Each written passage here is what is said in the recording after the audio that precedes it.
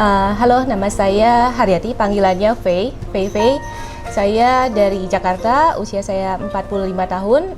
Saya survivor dari cancer cervix.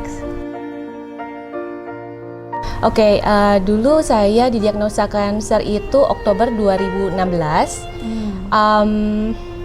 Waktu itu sebetulnya kondisinya badan tuh saya pertamanya nggak ngerasa sakit gitu ya. Jadi ketahuannya pun nggak sengaja gitu ya, gara-gara tipes, cek yang lain, terus ketahuan, oh ternyata ada cancer gitu. Jadi awalnya nggak tahu gitu.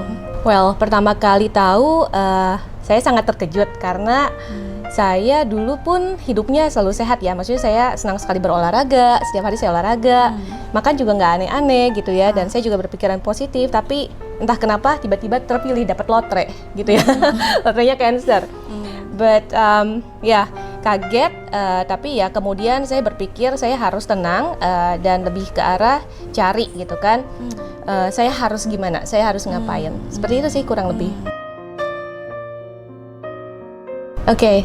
Mungkin pertama-tama gimana saya menemukan tentang rumah sakit ini gitu ya. Well, thanks to Mbah Google ya. Google.com search gitu kan. Karena kebetulan pekerjaan saya selalu di bidang teknologi, di bidang digital. So saya berpikir masa sih puluhan tahun gitu ya penyakit ini udah ada, nggak ada teknologi baru gitu kan. So saya search Google gitu kan.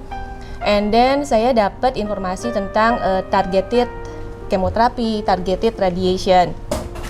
Actually pertama kali saya menemukannya itu rumah sakitnya di Jerman, tapi itu rumah sakitnya rumah sakit umum gitu kan, bukan yang khusus cancer.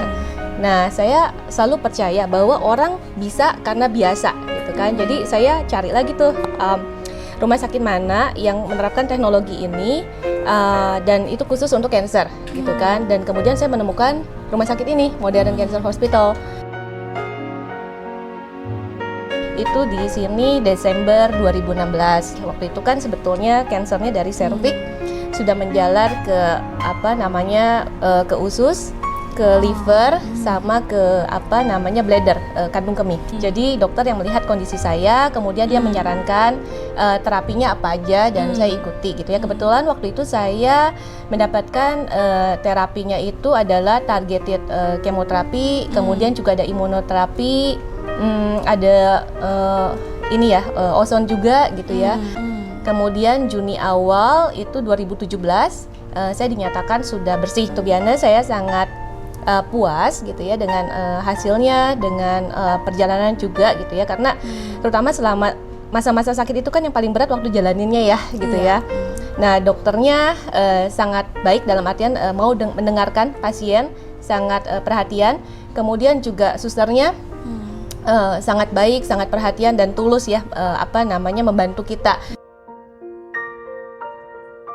Oke, kalau selama masa perawatannya ya it's kind of up and down ya. Kadang-kadang ya berasanya sakit banget, kadang-kadang manageable gitu ya. Tapi yang paling penting buat saya adalah setelah saya melalui semua perawatan ini, saya bisa live my life to the fullest gitu ya. Maksudnya tetap menjalanin aktivitas-aktivitas yang saya suka gitu ya. Karena buat saya sendiri, hidup itu bukan cuma tentang bernafas, tapi hidup itu adalah tentang bagaimana saya bisa terus belajar, bertumbuh, dan juga berkontribusi untuk sekitar saya gitu kan. Saya nggak mau, hidupnya lama tapi kayak orang-orangan sawah gitu ya, kayak boneka nggak bisa ngapa-ngapain gitu ya. Kemudian Maret 2018 saya full marathon di Himalaya sebutan 42 km, 42 km selesai ya.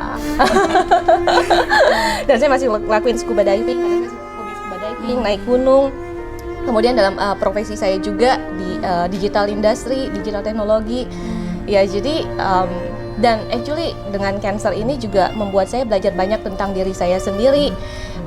Dan saya juga belajar satu hal, bahwa hal yang sulit gitu ya, tantangan dalam hal ini contohnya cancer gitu ya, sebetulnya kalau dilihat bukan musibah gitu ya, tapi semua hal bisa terjadi apa aja sama diri kita. Tapi balik lagi tergantung sama kitanya sendiri gitu ya, bagaimana kita menyikapi hal itu, merespon terhadap hal itu. Hal yang kelihatannya nggak baik bisa jadi sesuatu yang sangat baik, bisa menjadi berkat. Dalam hal ini untuk saya, cancer sendiri membuat saya sadar apa sih yang paling penting dalam hidup saya gitu kan. Kemudian saya bisa, dari situ saya bisa setelah cancer itu hidup saya malah lebih bahagia gitu kan, saya lebih senang. Dan saya bisa menjadi berkat juga buat orang lain dengan berbagi apa yang saya pelajari, apa yang saya alami selama saya menjalani cancer. Suggestion nanti ini treatmentnya apa aja gitu ya. Dia orangnya sangat perhatian, sincere, tulus gitu ya, mau mendengarkan. Dan saya percaya dia selalu memberikan suggestion yang paling baik buat saya. Kemudian Suster Lily, ya kan tadi saya bilang saya kalau lagi susah itu senangnya sendirian, nggak mau banyak orang, jadi saya kesini sendirian gitu ya. Dan Suster Lily itu membantu saya, merawat saya dengan sangat baik gitu ya, sangat perhatian. Saya sungguh berterima kasih ya kepada terutama 2 orang ini, dan tentunya dokter-dokter lain ya yang melakukan targeted kemo dan lainnya ya. Saya kali ini datang sangat excited karena terakhir kali saya kesini tuh 6 tahun yang lalu ya. Saya sangat excited karena bukan hanya untuk imunoterapi, tapi terutama saya punya kesempatan buat menyampaikan terima kasih kepada Suster Lily gitu kan, dan Dr. Yao. Saya actually waktu yang lari Himalayas itu, yang 42 km, saya dapat medal. Jadi waktu itu berat ya, karena kan Himalaya itu oksigennya tipis, dataran tinggi gitu ya, very high gitu ya, di atas 2000, di atas permukaan laut gitu kan. Yang bikin saya bisa tetap semangat sampai selesai, actually karena saya selalu mengingat 1 kilometer ini buat si A, buat si B, si C gitu kan. Buat semangatin pejuang-pejuang yang sedang berjuang saat ini gitu ya. Jangan pernah patah semangat gitu ya, terus usahakan, terus berusaha yang terbaik. Karena apapun usaha kita, Tuhan nggak akan tidur, Tuhan nggak akan melupakan itu gitu ya. Jadi orang suka bilang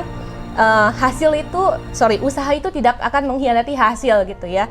Jadi ya tadi, cancer, segala kesulitan bukan suatu musibah, tapi bisa menjadi berkat kalau kita terus berusaha memberikan yang terbaik, mencari apa yang bisa kita lakukan dari situ untuk jadi lebih baik lagi.